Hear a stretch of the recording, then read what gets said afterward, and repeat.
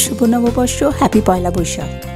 রেস্টুরেন্টে বসে আমি শুধু এনজয় করছি না, বাংলার ঘরে ঘরে প্রত্যেকটা ফ্যামিলি, বন্ধু বান্ধব সবাই এইভাবে আমার মতো রেস্টুরেন্টও এনজয় করছে, ঘরে বসেও এনজয় করছে। আমি ঘরে কী বানিয়েছিলাম পয়লা বৈশাখের দিন, মানে আমাদের নতুন বছরের দিন, সেটা আমি আপনাদের বলবো। এবং এই আইটেমগুলো আমি লাঞ্চে, দুপুরের খাবারের জন্য রেখেছিলাম। কি তাড়াতাড়ি আমি জিনিসগুলো বানিয়েছিলাম, আর তার জন্য আমাকে কি প্রিপারেশন করে রাখতে হয়েছে সেটা আমি আপনাদের বলবো। এটা হচ্ছে শুক্তো, মাছের মাথা দিয়ে ডাল, বাসন্তী পোলাও, ফিঙ্গার চিপস, মাছের কারি, চিকেন।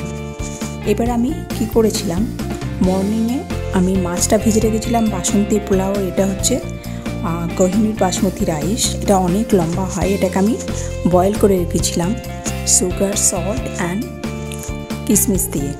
এবার আমি এটাকে প্যানের মধ্যে ঘি অ্যাড করলাম। ড্রাই ফ্রুটস কেটে রেখেছিলাম, সেটাকে একটু হালকা ফ্রাই করে নেব।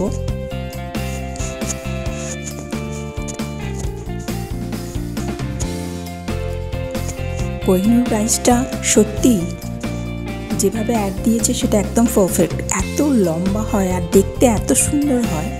বাসন্তী পোলাও বা ফ্রাইড রাইসের জন্য একদম পারফেক্ট। কি লম্বা রাইসগুলো, আমার ভীষণ ভালো লাগে এটা। দেখছেন তো কীভাবে বয়েল করে নিয়ে একদম ফটাফট বানিয়ে ফেললাম। ড্রাই ফ্রুটস আমি যে কোয়ান্টিটি দিয়েছি তার থেকে আপনারা আরও বেশি দিতে পারেন। এর মধ্যে স্যাফরন একটু দুধে মিক্স করে ওটাও দিয়ে দেবেন, কালারটা ভীষণ সুন্দর হবে, ফ্লেভারটাও হবে। আর ছোটো এলাচ দেবেন, কার্ডামম পাউডার বানিয়ে দিয়ে দেবেন। তো আমার বাসমতি রাইস মানে বাসন্তী পোলাও রেডি হয়ে গেল। এবার আমি করব মাছের মাথা দিয়ে অরহর ডাল করব। মুগ ডাল আমি অনেকবার পোস্ট করেছি, এবার অরহর ডাল করবো। এবার মাছের মাথা দিয়ে অরহর ডাল করতে গেলে ডালটাকে আমি বয়েল করে রেখেছি, সুগার, সল্ট, টার্মারিক পাউডার সব কিছু দিয়ে মাছটাকেও ভেজে রেখেছি। এবার কি করবে, প্রেশার কুকারের মধ্যে দুটো অ্যাড করে দিলাম, সঙ্গে আমি ফোড়ন দিয়ে দিলাম জিরে আর মাস্টার্ড অয়েল আলাদা করে ভেজে রেখে ফোড়ন দিয়েছি। এর মধ্যে গ্রিন চিলি আপনি দিতে পারেন, আমি গ্রিন কাশ্মীরি মির্চ পাউডার দিয়েছি। এবার মাছের কারিটা কী করে বানাবো, ফুলকপি, পটাটো ফ্রাই করে নিয়েছি, টমেটো ফ্রাই করে নিয়েছি। এবার আমি একসাথে প্রেশার কুকারে দিয়ে ওটা বয়েলও করেছি।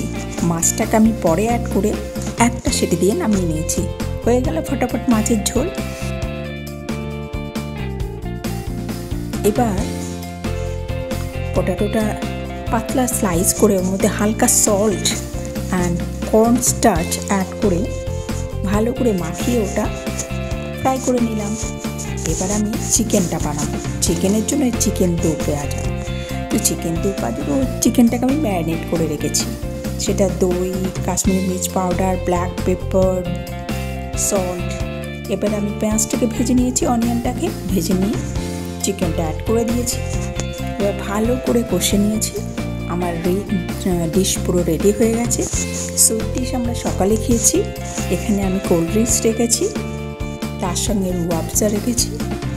তো ভীষণ ভালোভাবে আমরা, আর এটা একটা শুক্তো, করলা আর গ্রিন বানানা দিয়ে একটা অ্যামেজিং শুক্তো বানিয়েছি, যেটাকে আপনি জৈন ফুডও বলতে পারেন।